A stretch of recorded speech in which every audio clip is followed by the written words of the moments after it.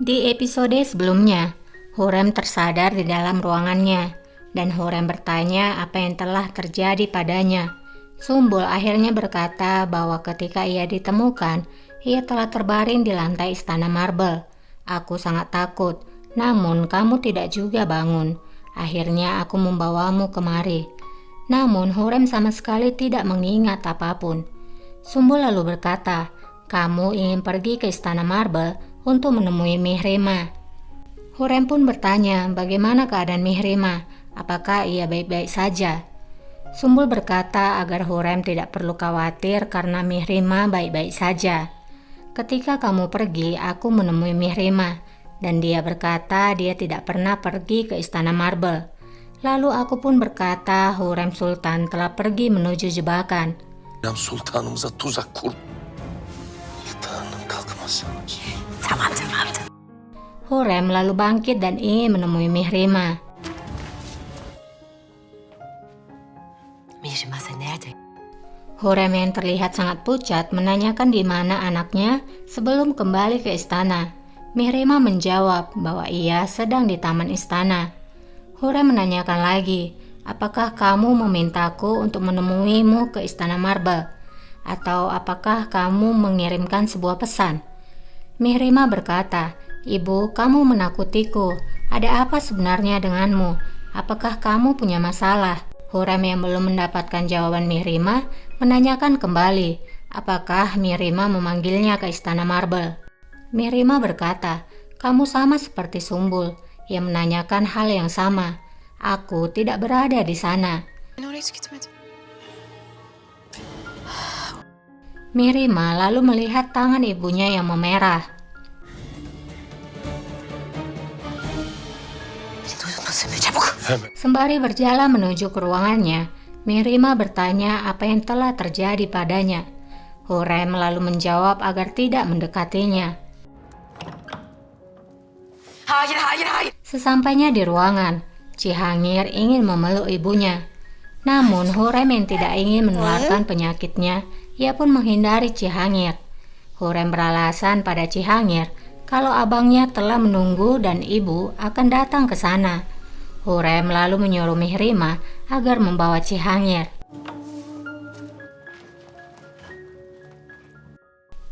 Tabib lalu dibawa untuk memeriksa Hurrem.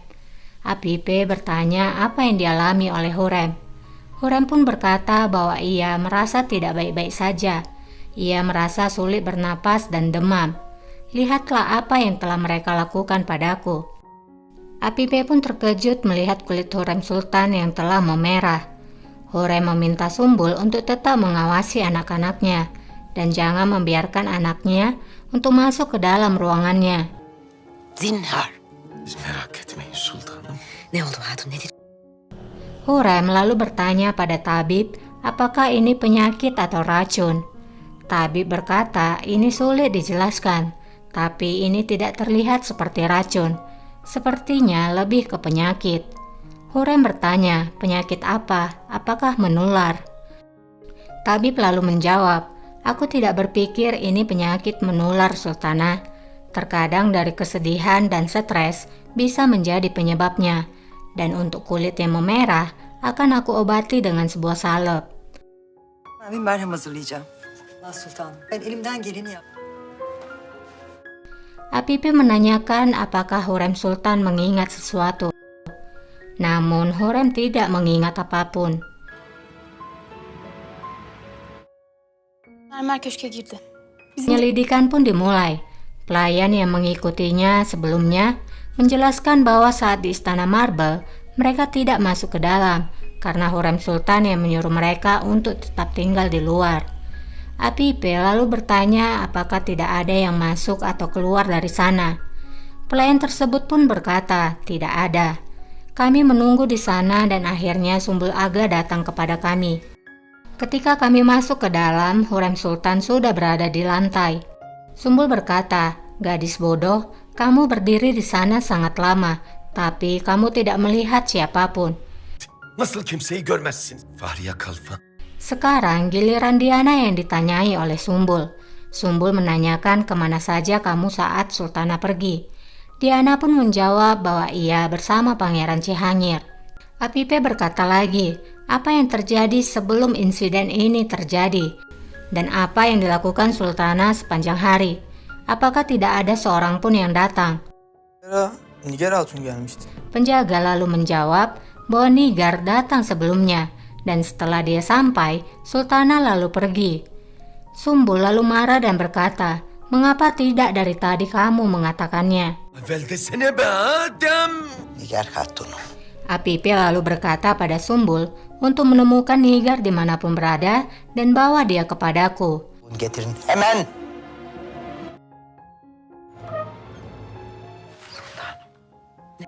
Apipe pun melaporkan temuannya pada Hurrem. Apipe berkata, sebelum kamu pergi ke Istana Marble, Nigar datang menemuimu.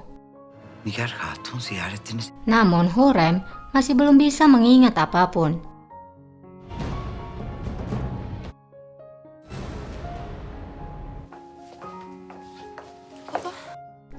Malam harinya, Raja pun akhirnya kembali ke istana.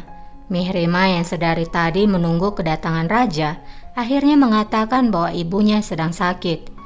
Raja lalu segera menemui Hurrem.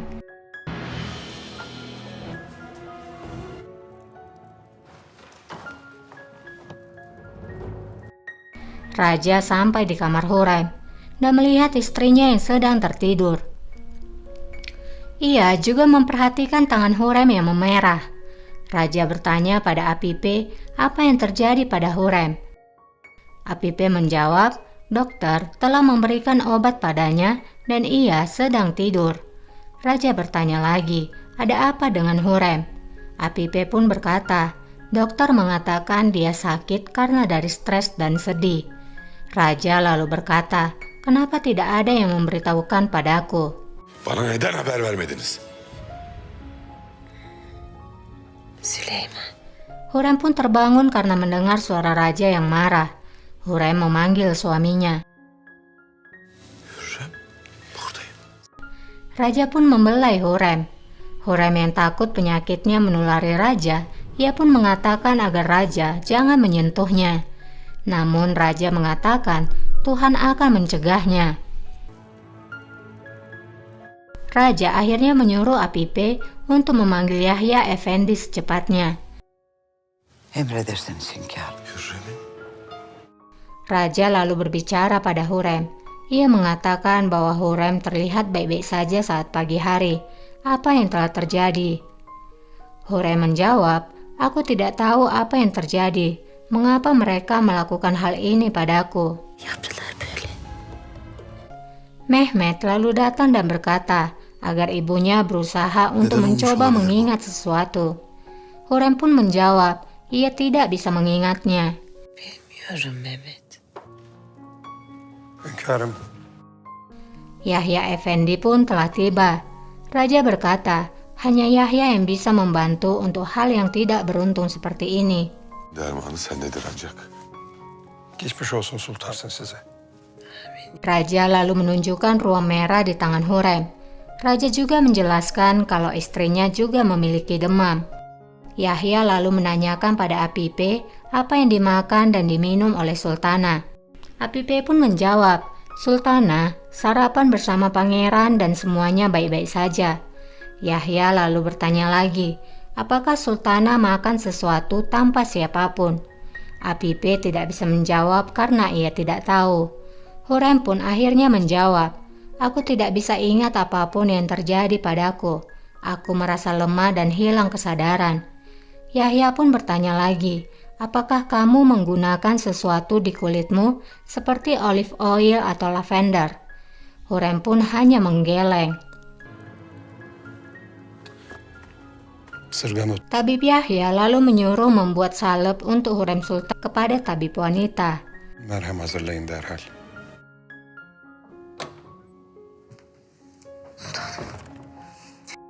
Di lain tempat, Diana mengabarkan keadaan Hurrem pada Hatice. Hatice sangat senang karena mendengar Hurrem tidak bisa mengingat apapun. Sultanım. Diana penasaran akan apa yang telah dilakukan oleh Hatice dan ia pun bertanya.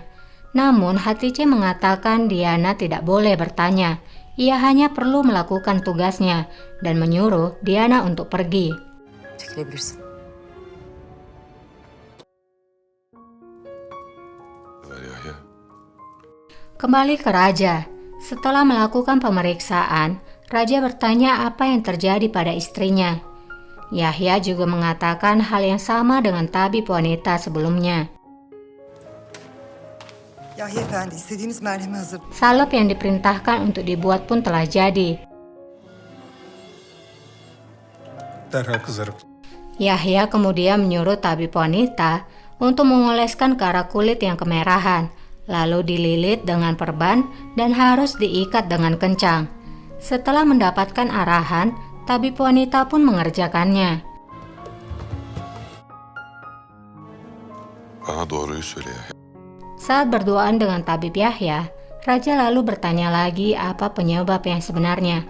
Apakah racun? Tanya Raja. Yahya pun berkata bahwa itu bukan racun, tapi kita harus memikirkan bahwa hal itu mungkin bisa terjadi. Raja lalu berkata, lakukan apapun dengan kekuatanmu, temukan pengobatan untuk melawan penyakit ini. Tabib berkata, kita harus menunggu Raja, kita akan berdoa dan menunggu. Hünkârım, duamızı edip Sevmek seni, Raja kembali kepada Hurrem. Ia melihat Hurrem yang tertidur. Ia memandanginya terus. olur siper bana. Hiç değil mi ışkıma yetmez mi sana Dan Raja hanya duduk sepanjang malam. Hingga pagi tiba.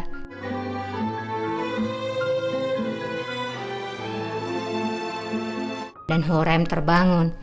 Ia pun melihat suaminya dan ia pun memanggilnya. Süleyman.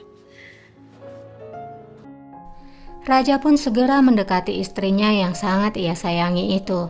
Raja langsung menanyakan apakah Hurrem merasa baikan.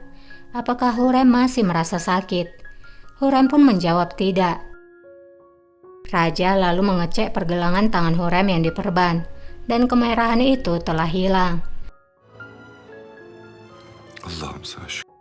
Raja langsung mengucapkan syukur kepada Tuhan. Raja berkata semoga Tuhan melindungi Yahya. Dia telah menyelamatkan kita melalui tangan penyembuhnya.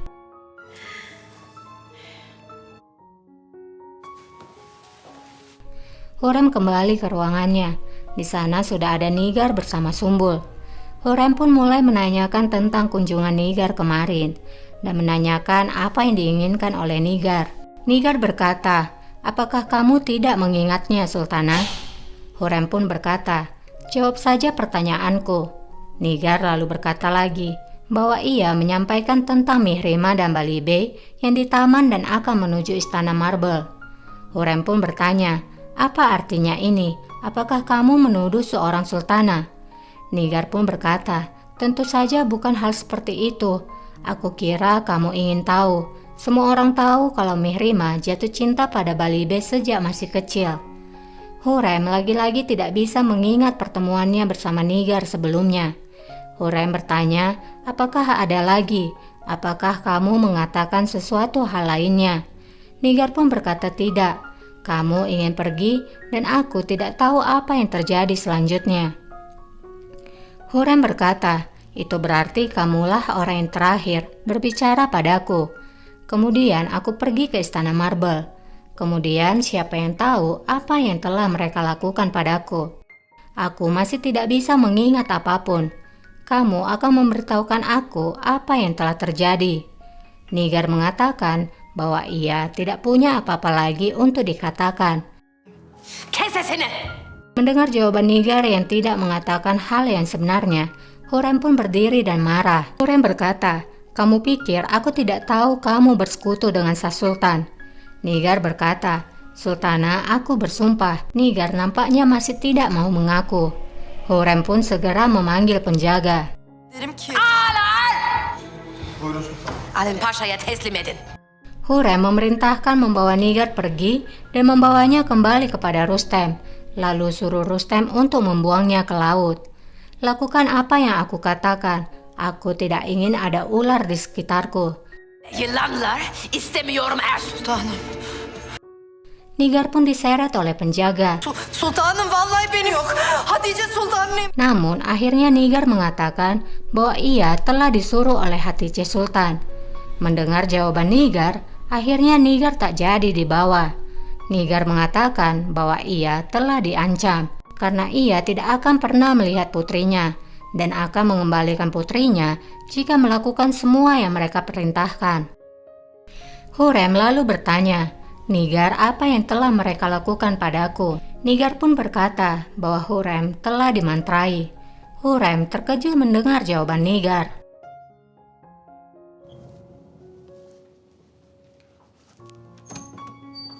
Sultanım, Akhirnya Hurrem membawa Nigar bertemu seorang astrologi. Hurrem meminta Nigar untuk mengatakan semuanya. Nigar pun mengatakan bahwa ia tidak tahu apapun. Yang aku tahu, mereka menggunakan ilmu hitam. Hurrem lalu menanyakan astrologi itu apa artinya ilmu tersebut. Pria itu pun mengatakan bahwa ilmu itu digunakan untuk membunuh. Hari demi hari, kekuatanmu akan hilang dan kamu akan semakin kelelahan. Mereka melakukannya saat kamu tertidur. içmeden keser. Hurrem terkejut akan penjelasan dari pria itu. Hurrem lalu berbicara pada Nigar. "Kamu adalah ular berbisa. Bagaimana bisa kamu menyetujui hal itu, Nigar?" Nigar pun berkata, "Aku bersumpah, aku tidak menginginkan hal seperti itu." Sumbul berkata, "Sultan, jangan kesal. Tidak semua orang bisa melakukannya." Hurrem pun menjawab, "Sumbul, tapi mereka telah melakukannya padaku." Pria itu lalu berkata lagi, "Sultana, aku tidak yakin itu terjadi. Aku tidak pernah melihat atau mendengar hal seperti ini, terutama dari seorang muslim. Ia tidak akan pernah melakukannya. Ini adalah dosa besar, dan hukumannya adalah eksekusi." Hurrem lalu bertanya, "Siapa yang melakukannya, Nigar? Siapa yang mereka pekerjakan?" Nigar pun berkata bahwa ia tidak tahu apapun. Hurrem lalu mendatangi istana Hatice. Sultanım. Ne oluyor? Nasıl girersiniz? Ne yaptınız? Başaramadınız. Hurrem langsung masuk dan berkata, "Apapun yang kalian lakukan itu tidak akan berhasil. Sekarang kamu meminta bantuan seorang ilmu hitam. Apakah kalian telah putus asa?" Hatice berkata, "Hurrem, apa yang kamu katakan? Aku tidak mengerti." Hurrem pun menjawab, "Jangan mencoba menyangkalnya. Aku tahu dari Nigar apa yang telah kamu lakukan padaku di Istana Marble. Kamu telah menggunakan mantra untukku, sebuah ilmu hitam." Sang Sultan lalu berkata, "Mantra apa? Bagaimana bisa kamu menuduh adikku dengan hal yang menjijikkan itu? Dengan kata-kata dari seorang wanita yang seperti Nigar." Hurrem pun berkata, "Sultana, wanita ini telah bekerja bersamamu selama berbulan-bulan. Apakah kamu tidak senang dengannya?" Sang Sultan lalu menyuruh Mercan Aga untuk membawa Hurrem kembali ke keretanya. Bir kelleni alırım. Mercan pun mematuhinya. Namun Hurrem mengatakan pada Mercan, "Melangkah satu kali lagi, maka aku akan memotong kepalamu." Mercan pun tidak berani. Sang Sultan pun berkata, "Jika kamu ingin berbicara, duduklah, karena aku tidak akan mendengar tangisanmu." Hurrem berkata, "Bukan aku, tapi Nigarlah yang akan duduk, karena sepertimu, dia berduka atas kematian Ibrahim Pasha." Hatice lalu bangkit dan marah. Ia pun berkata agar Hurrem tidak menyebutkan namanya. Hurrem lalu berkata, "Sultana, aku berdoa pada Tuhan, semoga kamu diberikan kesabaran. Tapi jika kamu ingin membalas dendam, hadapilah raja, karena bukan aku yang memberikan perintah untuk mengeksekusi Ibrahim, bukan diriku." Vermedim. Setelah mengatakan hal itu, Hurrem lalu pergi. Segera setelah itu, Hatice pun tersenyum. Ia memuji kinerja Nigar. "Hurrem mempercayai semua ucapanmu." Nigar pun menceritakan kejadian saat itu, bahwa Hurrem langsung memanggil seorang astrologi. "Kalian tidak melihat bagaimana wajahnya ketika aku mengatakan tentang ilmu hitam?" Hatice berkata, terkutuklah dia. Nigar berkata lagi, tapi aku ingin tahu tentang Salihah Hatun. Mungkin dia benar-benar memberikan mantra. Hatice berkata bahwa Salihah tidak menggunakan mantra, tapi hanya menggunakan sarana api untuk membakar hati Hurrem. Setiap hari api ini akan meningkat sampai akhirnya akan memakan dirinya. Mungkin teman-teman tidak mengerti apa maksud dari perkataan Hatice ini. Nanti ada jawabannya ya, ikuti aja terus alurnya. Sesultan yang mendengar ucapan adiknya berkata, Hatice, aku tidak mempercayai hal ini. Bagaimana bisa kamu melakukan tipuan seperti ini? Hatice pun berkata, apakah kamu tidak melihat Hurrem? Dia memiliki ketakutan di matanya.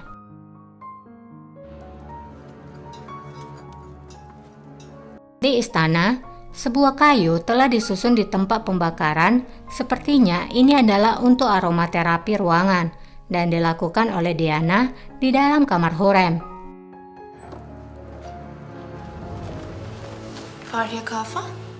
Gulsum melihat Diana dan menegurnya. Diana pun mendatanginya. Diana lalu mengatakan bahwa Hurrem Sultan akan kembali dan ia ingin melihat Cihangir.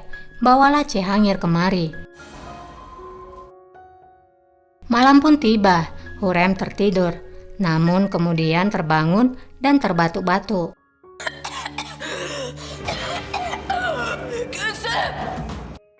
Ia pun memanggil Gulsum. Gulsum lalu datang dan memberikan air pada Hurrem.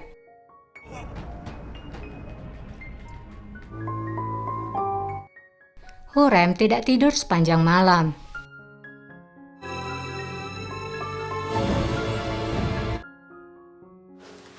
Yahu kızlar. Hurrem yang kembali ke kamarnya melihat Sumbul yang menyuruh para selir untuk memeriksa seluruh kamarnya. Hurrem pun akhirnya bertanya. Sumbul pun menjelaskan bahwa ia melakukannya untuk mencari sesuatu di dalam kamarnya. Aku berpikir mereka mungkin telah meletakkan sesuatu untuk memantraimu, tapi tidak ada yang ditemukan. Hurrem lalu berkata ia ingin beristirahat. Sumbul pun menyuruh para gadis untuk keluar.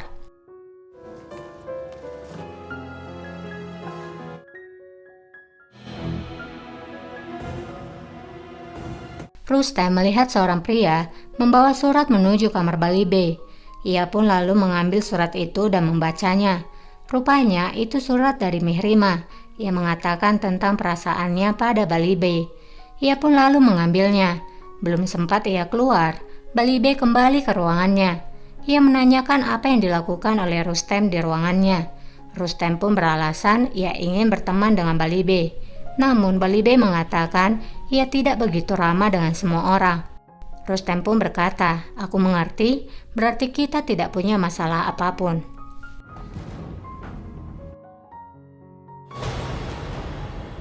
Malam pun tiba, Hurrem terlihat tertidur, dan asap hitam menghampiri dirinya.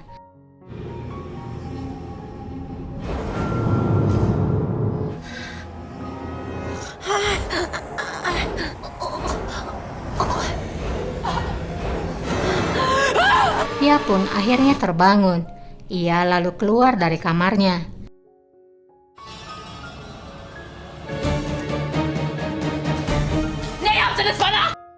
Ia menuju kamar Hatice. Ia pun masuk dan berteriak mengatakan apa yang telah kamu lakukan padaku. Di dalam ada Salihah Hatun. Hurrem melihat Salihah Hatun. Hatice lalu berkata, apa yang terjadi? Apa yang dilakukan oleh Hurrem di ruangannya? Hurrem melihat Hatice, namun pandangannya tidak fokus. Hurrem melihat ke arah Salihah Hatun yang juga ada di sana. Hurrem mengatakan, apa ini? Apa kegelapan ini? Apa bayangan ini? Apakah kamu ingin membunuhku?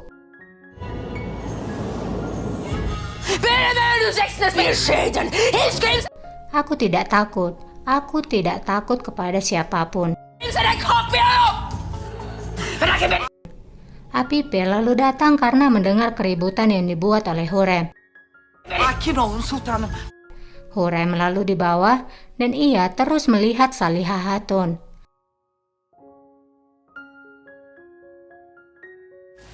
Yapamayacaklar. Hurrem sampai di ruangannya. Hurrem lalu menanyakan siapa wanita yang ada di kamar Hatice, karena ia tidak pernah melihat sebelumnya. Apipe lalu berkata, apakah maksudmu Salihah Hatun? Dia adalah seorang kalfa yang melayani Hatice Sultan. Dia datang dari Manisa. Nah, apakah teman-teman sudah mengerti tentang perkataan Hatice sebelumnya? Akan Mimin jelaskan ya. Jadi Hatice sebelumnya mengatakan bahwa mereka menggunakan sarana api. Itu adalah kayu yang disusun oleh Diana sebelumnya di tempat aromaterapi. Nah, jadi saat itu dibakar, maka asapnya akan masuk ke pernapasan Hurrem, hingga membuat dada Hurrem sesak, dan akibat lainnya, Hurrem juga kehilangan konsentrasi karena kurang tidur. Dan jika itu dibakar setiap hari, maka sudah pasti Hurrem akan semakin lemah perlahan. Dan siapa Salihah? Dia adalah seorang dukun yang dipanggil oleh Hatice. Dukun inilah yang membuat ramuan kayu tersebut hingga membuat Hurrem menderita. Keesokan paginya, Mihrima akhirnya mendapatkan balasan surat. Ia pun membacanya. Isi surat itu rupanya dari Balibe, yang mengatakan bahwa ia tidak bisa membalas perasaan Mihrima karena ia adalah seorang tentara, dan berharap Mihrima mengerti. Mihrima pun merasa kecewa. Namun yang sebenarnya kita tahu itu adalah dari Rustem Pasha. Di lain tempat, Hatice bercerita pada kakaknya tentang keadaan Hurrem semalam yang terlihat seperti orang gila, dan orang-orang pasti akan mulai bercerita tentangnya. Akhir Hurrem semakin dekat. Hatice bercerita begitu senang. Sang Sultan pun berkata, akhirnya aku melihat senyuman di wajahmu. Aku harap kamu melakukan hal yang benar. Aku ingin kamu tetap berhati-hati, karena Hurrem tidak akan menyerah dengan cepat. Hatice dengan percaya diri berkata, ini belum apa-apa. Aku akan membuat dia menyesal telah dilahirkan. Benar saja, di harem semua para selir membicarakan tentang Hurrem, dan hal itu dilihat oleh Sumbul. Di lain tempat, Mihrima ingin menemui raja. Namun karena Mihrima sebelumnya telah menerima surat dari Balibe, ia pun bersikap cuek pada Balibe.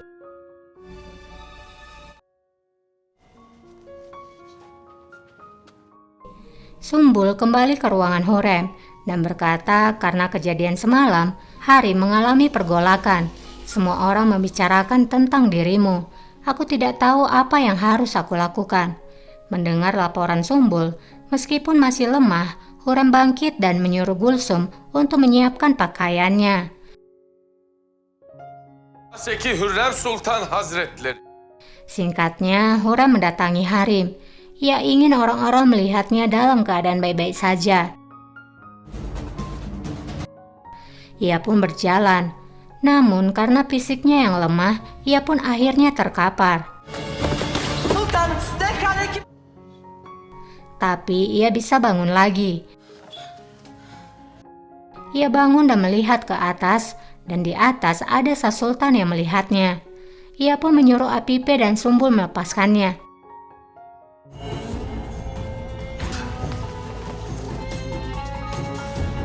Ia lalu berjalan sendiri kembali menuju ruangannya.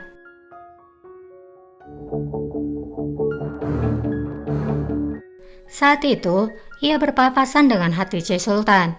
Ia pun berjalan mendekatinya. Hurrem lalu berkata, apa yang telah kamu lakukan padaku? Namun Hatice tidak menjawab. Hurrem mengulang lagi dan bertanya, Hatice, apa yang telah kamu lakukan padaku? Hatice pun menjawab, ini bukan apa-apa, kamu akan terbakar di api neraka. Hurrem pun langsung memukul Hatice.